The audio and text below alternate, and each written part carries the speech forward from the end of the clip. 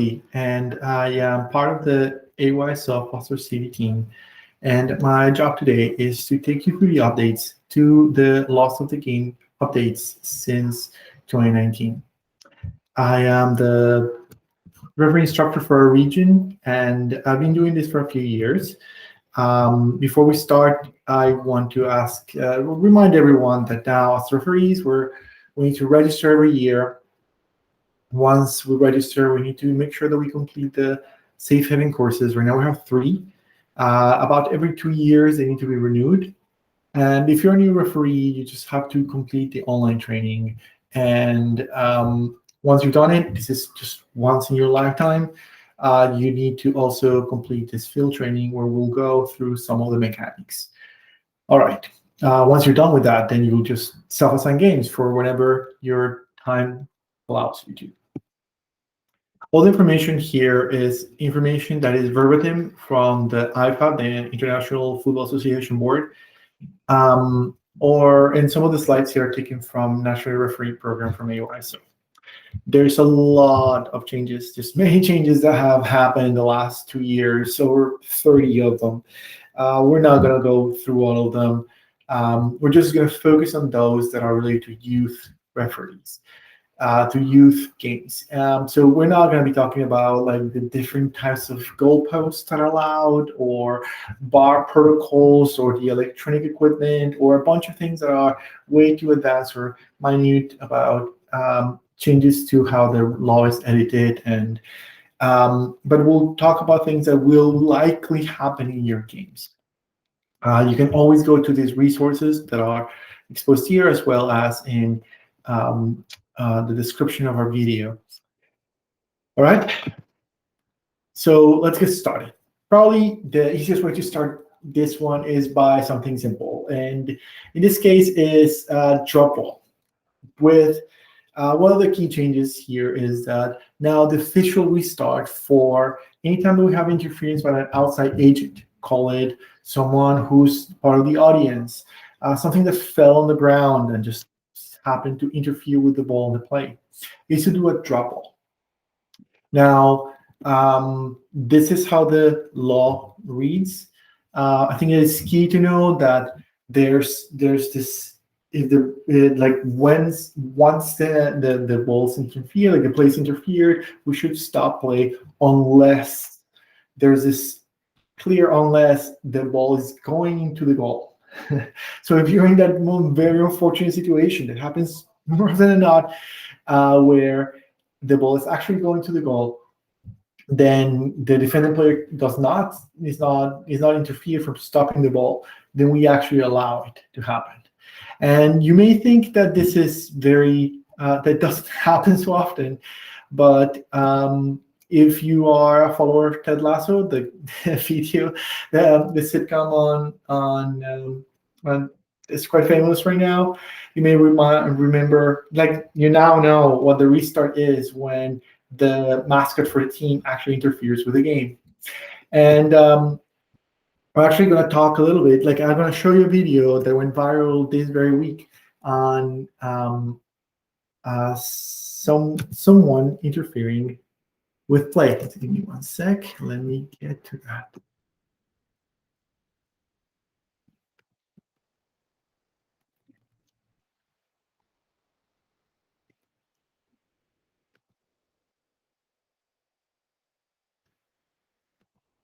All right, so here we are. So keep your eyes on the right. There's a pass by the white team. Goes all the way to back, and then somehow the dog stops the ball in the line. And as it's going in, somebody chips it in. Well, if you are the very unfortunate ref who has been faced with something like this, you and I know what the right restart is, right? So hopefully your assistant referee did their job and went all the way to the goal line to notice if the ball actually went in or not. And if that happened, then they would know if the ball actually went in before it was touched by anybody else. If it went in, it's a goal. And if it was touched by somebody else before it went in or didn't go in, then you have to stop the play, and restart with a drop ball. Since it's a drop ball inside the penalty area, then you give the ball directly to the goalkeeper. All right. So now you know what to answer when you're looking at either Ted Lasso or some of the viral videos that we're seeing right now. All right, let's go back to our presentation. Good. So now we first talked about interference for an external agent. We do a drop ball. And then the other part of this is when you're doing a drop ball, sometimes it's hard to push the opposing team players to give you the distance, the minimum required distance. Now, by law, and in order to make it consistent with other restarts of play, you can caution players for failing to respect the required distance. Now, it's key to remember that we are part of a recreational league who's focused on developing players. So our goal here is not to caution the players, but remind them. Typically, I would just tell them, hey, what are you doing? This is an easy yellow. You have to get out of here. I'll have to give you a yellow. What are you doing? And kids immediately kind of snap out of it, move out. They understand what the consequences of this silly play sometimes that they're doing, trying not to allow play to continue is. All right. Now we're going to spend some time talking about Hannibal. So you may remember that in 2019, the IFAB came up with this revising the law to make it clearer and incorporating all this advice that they have been given to referees at the international, national, and top levels. They did such a great job that it was so confusing that they needed to redo it in 2020 and do it again this year. So we're going to go through a few of these. We're going to touch on the main point.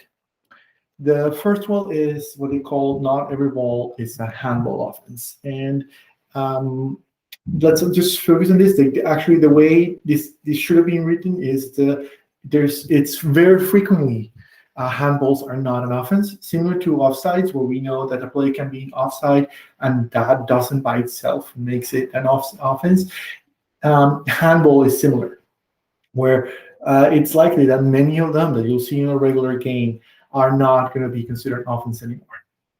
Now, there's three categories that we're going to be focusing on. Like the IFAB clearly says, this is what soccer should be focusing on in terms of offenses. The first one is a deliberate handball. It sounds kind of weird. Like, what is deliberate? Well, for IFAB, the way that they define it is a harm deliberately making an arm deliberately contact by moving towards the ball or jumping into the path of the ball. Typically, for this youth, you'll see it when a ball is just far out of their reach, and they just try to raise either their shoulder, their hand, to just stop it. It may be involuntary. It doesn't mean that it's not deliberate. It's just the ball was coming, and they moved their arms and hands to stop it. Right. So this is actually a simple one, and typically we file this. Like we whistle this one's, not that much confusion on them. But it's important to know, like, you are moving into the path, or you're moving towards the ball to stop it. You're being a goalkeeper here. Okay. Now let's talk about another one of these. We're going to keep the second one. Let's focus on the third one. We're going to talk about non-deliberate handball. Like, now we talked about deliberate. What if it's non-deliberate? Well, it matters when you are the attacking player and you touch it non-deliberately. Doesn't matter how you did it, right before you score a goal. And what I'm reading here is verbatim from IFAB. So this accidental handball, even if it's a teammate that passes the ball to you and you score, that is not a handball. It's a big change from the last few years. So you can think of just those scenarios where by accident the ball hits you in the hand or hits you in the hand and they kick it or head it or hit it with the chest, and it goes in. If they just by any like if we just hit it and it goes to someone, hits it and goes in, then and that first hit wasn't considered to be an offense, no problem whatsoever. This is a huge change, just like the previous one. It's a big change, and pretty much our job is to know what to say to players, coaches, and audiences right there, so they know what's going on.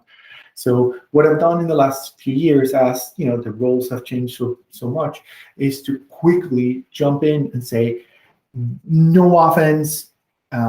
So let's say non-delivered, no offense, continue. When the ball comes into play, you can just kind of slow down the play and let everyone know, did you guys know what happened? The new laws say this. Or sometimes, yeah, just say, hey, the new laws just say this. There's nothing we can do. So it's clear that it's not you that's coming up with this, but this is something that is coming from the definition of what soccer is. And it's now reducing what we are having calling handball. All right, so we talked about deliberate, which is kind of obvious. We now know the non-deliberate for scoring a goal immediately after an accidental touch by the scorer. And let's focus now on this one where it's called the natural position. If you watch any soccer on TV, you'll hear all the commentators talking about this without them really knowing what they're talking about. So what is it? So here's what the IFAD tells me, some of the definitions that IFAD gives us. So if you were to just summarize this, it's important to see like the repeating pattern that is about creating a bigger barrier. So bigger barrier is the big topic here. And what that means is you are preventing the ball from continuing typically and like always from the opposing team. So if you're the opposing team, you are at risk of doing it. If you're the defending team, you're not. So if the ball is clearly away from the hand is clearly away from body, and it's the arm or hand extended above the shoulder. So kind of the key magical one is it above the shoulder? If it's here and it hits you, or if it's here and it hits you, that kind of automatically tells you that that's a problem. If you raise your hand and it's farther away from the body, if it's not clear to the body, what FIFA used to call the silhouette of the body, then we're gonna consider this a handball. Of course, this is not enough guidance. So what I'm gonna do is start showing you some of the videos that IFAB started showing to help us figure it out. All right, so let's do this. So you can see here, Brazil, there's a pass back, and he just, this is deliberate, right? I don't know if he made it on purpose, but then you can see, well, sorry, this is Sweden. He raises the hand to stop the ball. The ball is going to go to a corner kick. He doesn't want that, so he just deliberately stops the ball.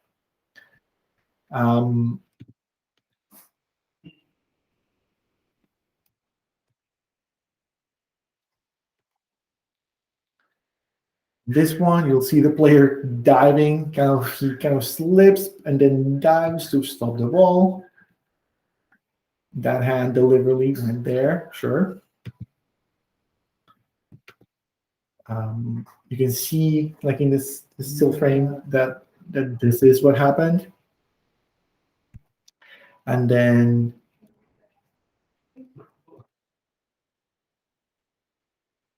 if this loads, yes.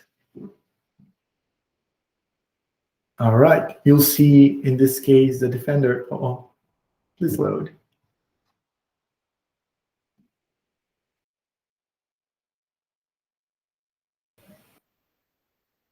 Just hitting the ball.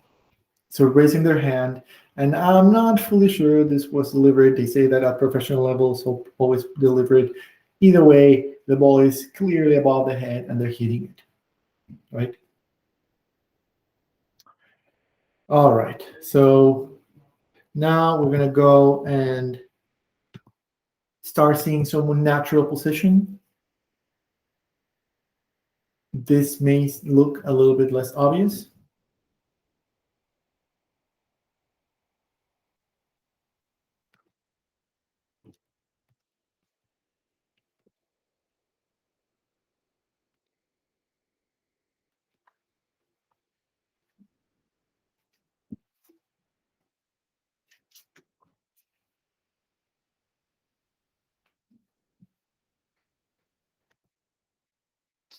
All right, so you can see the hand is definitely not in a natural position.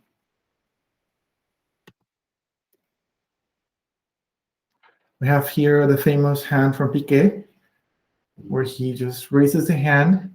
We don't know if it's deliberate or not, so let's call it not deliberate, but the position is clearly above the head. No doubt that this is a handball. You can see it there in the still, no doubt whatsoever.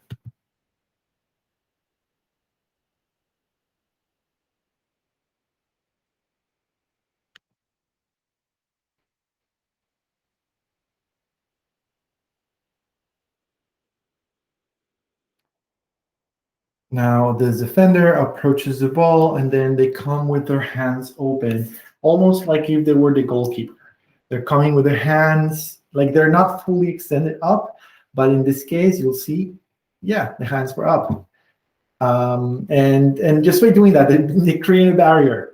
They may have not intended to do so, but that's what happens. And then here, this picture will show the event in a better light.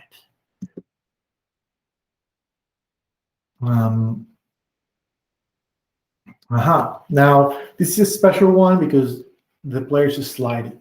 And you may think, hey, they're sliding. How can they control their fall?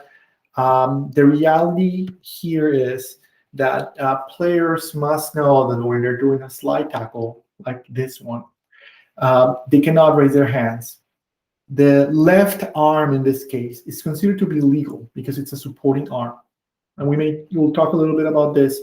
And it is when you're doing a slide tackle, it's never a handball whenever the ball hits the arm that is your support. Even if it's not just a hit, but you like carry it with you. That is not a handball. But the right hand here is clearly creating a barrier. Right? And I just talked about how one arm is okay, but the other one's not. So now, even more important, those that are offenses that are kind of obvious after you see them, let's talk about those that are no longer an offense.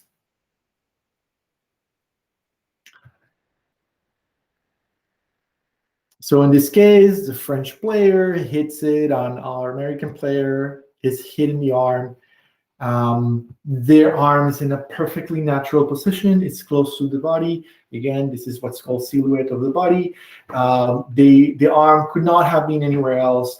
The arm is pointing down. They were not moving out. They were not moving towards the ball or towards their path. They were just the ball just hit them. This would have been a penalty 4 years ago, 2 years ago, but it's no longer that. You can, again, I've had the situations, and what I've yelled is continue playing, silhouette of the body, this is legal. And then just by kind of letting them know that what the status of the play is, people just move forward.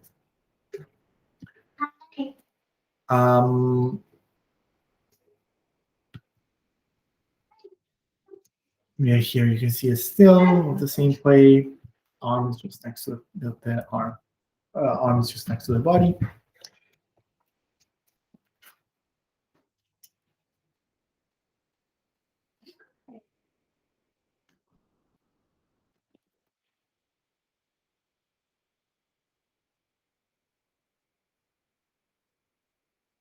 Same situation. Arm is next to the body, and then somehow it just bounced to hit the arm. That is no longer hand. This is a still. Hopefully we can load it. Let me just see if I can load the still. It did not. All right. Another one here. Header goes straight to the player's hand. The player's hand is just in what's considered natural position. In this case, they're running like in your regular motion, you're running towards the ball and it just happens to hit you there. It's not creating a barrier. It's just not deliberate. It's not deliberate and not creating a barrier. So not a natural position of the body.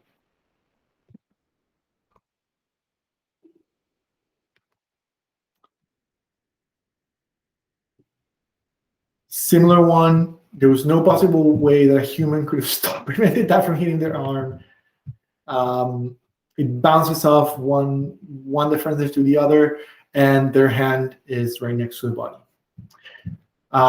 So silhouette of the body, that is probably one of the vocabulary terms you want to know. There's another term here for not handball offense, and it's when the ball is delivered playing against yourself. So we're going to see a few ones where the ball bounces from yourself, like from the player to themselves, and hits their hand. So IFF fortunately now calls this non-offense. So look at this case. Defender tries to hit it back, tries to do like a nice trick, and then it just doesn't happen. He hits their hand, and you can see who's doing this. This is Lindelof. He's one of the top defenders, top like 10 defenders in the world. If it happens to them, it will happen to all of us, right? Let's see this other one.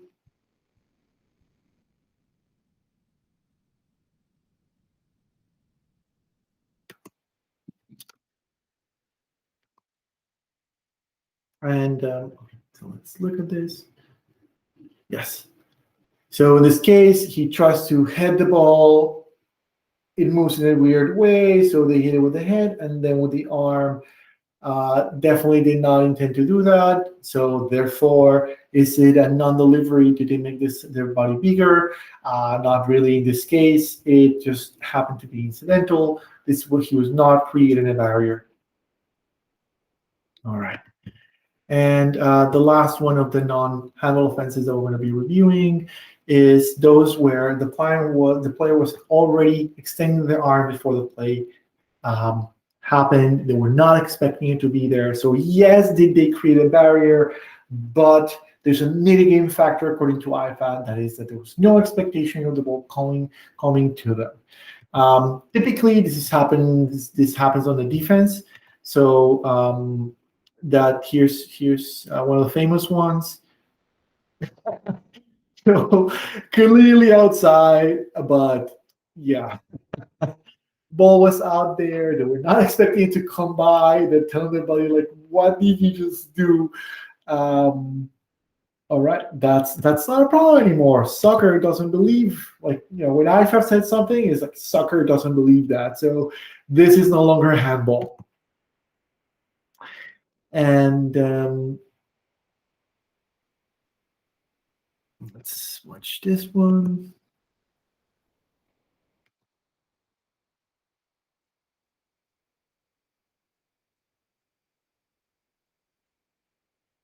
Come on.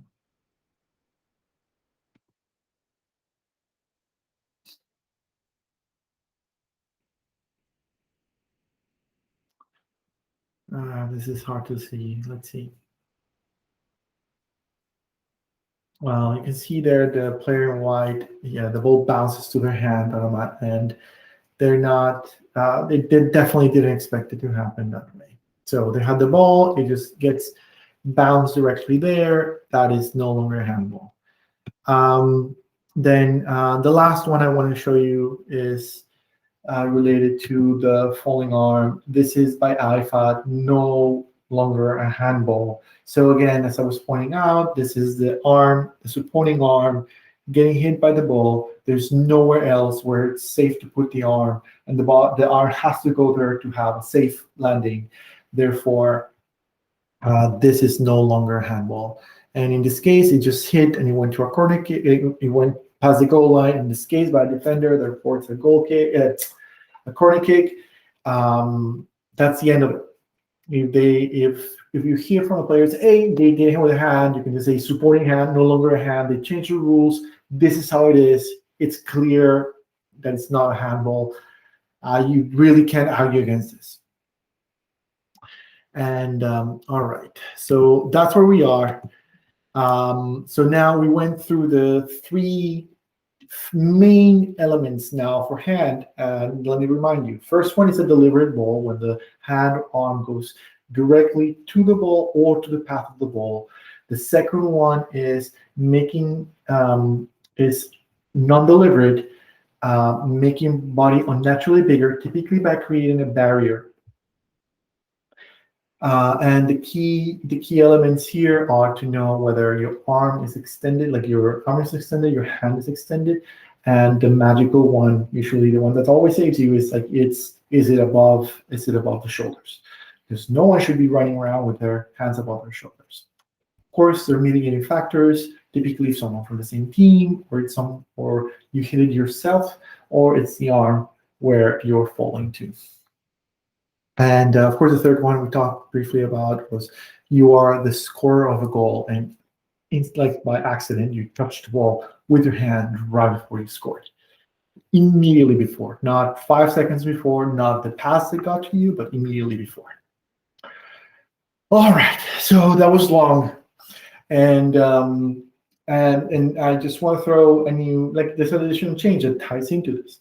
Now, since we know that the deliberate handball is an offense, then now in offside, in the past, like, we know that if a defender plays the ball, then there's no offside. So what if the defender did a deliberate play with their hand? Well, if that happens, if it's a deliberate play, then it's no longer an offense. So pretty much it's equivalent of just playing advantage. So if the offending team, like if the attacking team wants to continue playing and score a goal, they're welcome to do so. So we're not forgiving. Another way to thinking about this is offside is not forgiven. It's not given if there's a deliberate handball offense. Likelihood this happening is pretty low, but just an FYI. All right, so we talked about drop ball, right? The Ted Lasso and the Scottish League situation where the dog kind of gets into the ball. Well, the restart is a drop ball. The handling situation, where now we have only 3 things that we should consider whenever we're calling handball, and it's likely that frequent handling will happen. We'll just let it go. And this last special case about offside. We're going to touch now a couple more scenarios that you'll likely see on a regular game before focusing on like very advanced scenarios. The first one is what's called an illegal second touch by a goalkeeper. So in the event that a goalkeeper, typically in the penalty area, will kick the ball and misshoot it, and then hit it twice, either by grabbing the ball or kicking it again, now IFAT says this player needs to be cautioned. We're AYSO, we are these recreational leagues for player development. So we will do this according to age. So if we're dealing with U10, we of course don't show cards. We just let the player know this is equivalent of a yellow card. We let the coach know that it's equivalent of a yellow card. So if the player had been cautioned already without cards, but verbally, you may have to sit them out. But this is important. Why? Because typically this stops a promising attacks or creates an obvious goal opportunity that is being denied. Let me show you a video of that to make it a lot more evident.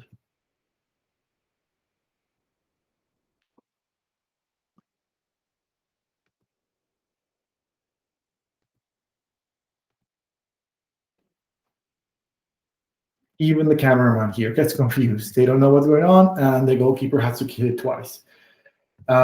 Typically, yes, we do an indirect free kick here, but as you see here, he clearly did not intend this to happen. He slipped, bad luck, but they should not be hitting the ball again. So you should clearly call this out. You should clear approaches and say you should not have done that. You denied it. No, like in this case, a very promising attack that is not okay. You should have a defender next to you to help you.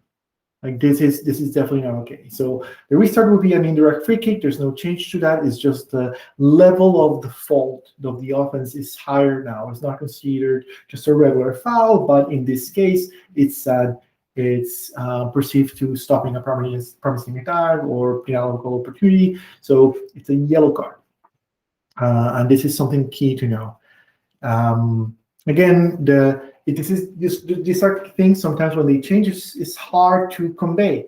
But then you should call it out to the players, and then also to the coach. If the coach protests, or if you're struggling a little bit with this, then you can just stop playing and say, Coach, this is why didn't you have a second defender there?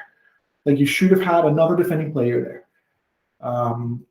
And it's not our problem that they're not coaching, they're not forming, they're not creating the right formation for their teams.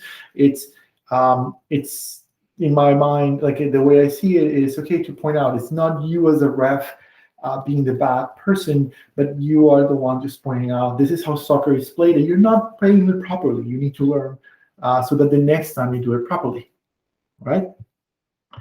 So let's go back to our presentation.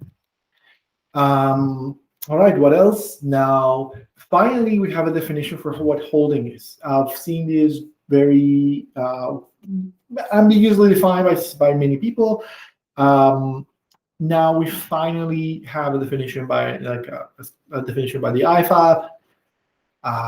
You can disagree on whether how unambiguous this is, but at least now, if someone's being impeded, if their movement is being impeded by the opponent, then that's holding.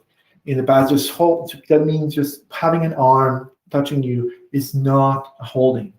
It's holding if I'm grabbing you from the shirt or grabbing you somewhere so that you cannot continue. So that motion, that touching is clearly now defined as not holding. And this is like IFAD has come out and said, this minor holding, we don't want to penalize this. It's kind of needed. So humans don't have more than two eyes, so it's hard to know where your opponents are. So you probably need to use your hands to know where they are. And as long as you're not holding them, you're good to go. All right. There's some changes in the penalty kicks. Now, is it how the procedure? No, this is only in section 3, the offenses. This is related to the weird, hard to memorize matrix we had. The first bullet here is about the extremely rare event where both goalkeeper and kicker committed offense at the same time. IFAB finally again realized that it made no sense. So they realized, hey, if this happened, this is likely caused by the kicker. It's actually certainly caused by the kicker doing an illegal thing. So in that case, we'll just do the regular kicker committed an offense restart, which is you caution the kicker and you restart with an indirect free kick. All right, and then the second part is we probably have been hitting the goalkeepers too hard with this whole thing of you need to put 1 foot on the goal line, on or above the goal line. So the first time they do it, we're going to warn them. Right? It's no longer an automatic caution, which was extremely harsh. So if you don't remember, in 2018, they were supposed to have 2 feet on the line, but IFAB, FIFA, and everyone said, don't care, unless it's terrible, ignore it, which kind of sucks when you're trying to enforce the law and even the body that does this is telling you not to. So then they went to say, hey, you know what, we're going to just have 1 foot on the line, and if they miss it, it's a yellow card. And that's extreme, because of course you can't just go from one extreme to the other, especially in something that is an automatic instinct. So now we warn the keeper the first time. And then not just that, but then instead of penalizing the keeper if they actually do an illegal move, if they jump in front of the goal line before the kick, and the kicker just throws away the ball, then there's no retake. And this is probably better illustrated if we show you a kick. Let's do this. All right. So in this case, most famous French women team attacker throws the ball And yeah, Ronaldo, poof, he goes out. And what you'll see is here the goalkeeper clearly went in front of the goal line. There you go. That's an offense. Nevertheless, the kicker threw it out. So do we want to do a retake? So 2019, you were supposed to be doing that. Would you, if you're the center referee, would you have noticed this? No, this is the job of the AR. So uh, just know that if you have a new AR, someone who's not so familiar with the rules is not reading this, then you need to explain this to them if you're the center ref. Um, so yeah, like everyone then throws away their penalty kicks that we have here, and even if the goalkeeper makes an offense, like not having their feet on the line, not having one foot on the line, then there's no retake, ball is out, no save, all good, which is awesome. All right, let's go back to this. And then just to complete it, then when in the event, and this is not for the regular season, this is only valid when you're typically in our winter select or when we're going to championships, when you go into penalty kick scenarios, kicks from the penalty mark, then you wipe out all the cautions. Not the send-offs. If somebody was sent off, they cannot play still. That team is still playing with someone down, and the mechanics on how to figure out how many players are kicking, that doesn't change. This is specifically about the yellow cards are wiped out.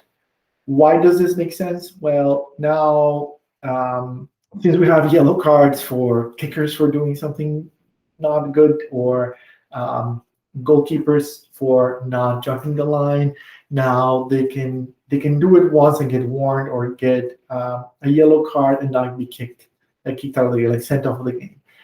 This also makes a lot of sense. It's just a clarification on the laws. I haven't really seen much problem related to this, but then there's always like this extreme scenarios.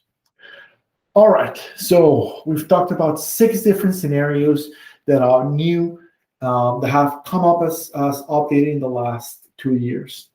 If you typically do kind of a U10, U12, and even U14, and not high, and not expert level or high level games, you can stop now. All good. I'm going to be talking about a couple additional scenarios that tend to be more present in more advanced games. So one of the other changes that occurred is that there's no longer a delayed caution or send off whenever there's a free kick or you play advantage. So typically, this is being back and forth in the laws of the game, where if there's a cautionable or send-off offense, you have to stop the game and not allow a quick retake. This was changed, but then the change implied that we refs, we needed to remember who to give the cards to and then come back to. Now things are easier for the referees. In what sense? That if let's say there was an offense that would result in a yellow card, and the offended team just decided to do a quick retake, then that yellow card disappears. There's no need for a yellow card. Forget about it, right? This is easier for us. They made a decision. That team made a decision to take a goal scoring opportunity instead of playing that caution to their favor. And the same thing happens in terms of advantage. And this is more difficult for us because we're the ones kind of playing that. This typically means we may have to wait for an additional second, 2 or 3 to make that advantage call whenever we think it's a yellow card or red card, because we will need to downgrade it, right? Now, again, this is one of those that you probably want to see in action to be able to understand. So let me find it here to show it to you.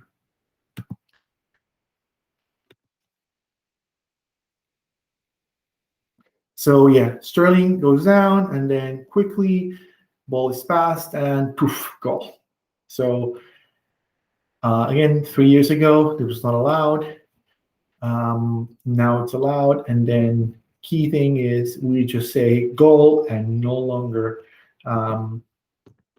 who's the player here? Yeah. To number 18, can't remember the name of this player. So do you think that's fair? I think it is. If you're trying to stop a promising attack like he did twice, now justice came to you and you got that goal scored against your team. This is even more beautiful. So player goes down, stops the ball, the ball comes to a complete stop. If it doesn't come to a complete stop, it's not a valid one, a valid kick. And then decide to just pass the ball. And then what you see is a goal scoring opportunity, right? A promising attack, actually. This is the end of the video. Like, we don't care about anything else. This is the advantage was given. That's it. The yellow card no longer given.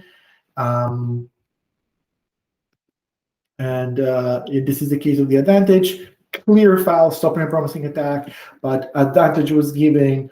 Advantage continues, and then our friend here scores. So is this what soccer wants? Yes. We want to allow the play to continue, so advantage can be given. You can see the arms of the ref. Yes, go ahead, do it. But then in this case, after the goal scores, you don't have to go back and remember who was that person that you need to get a yellow or red card to. Also, in this case, it was a yellow card. If it was a red card that you were supposed to give, you still need to give a yellow card. All right, so this is it. These are the top rules that we wanted to talk about today. As I mentioned, this last set of rules are mostly for very advanced games. I've only seen this in varsity games in high school, not in any of our AYSO games. But I hope this makes sense.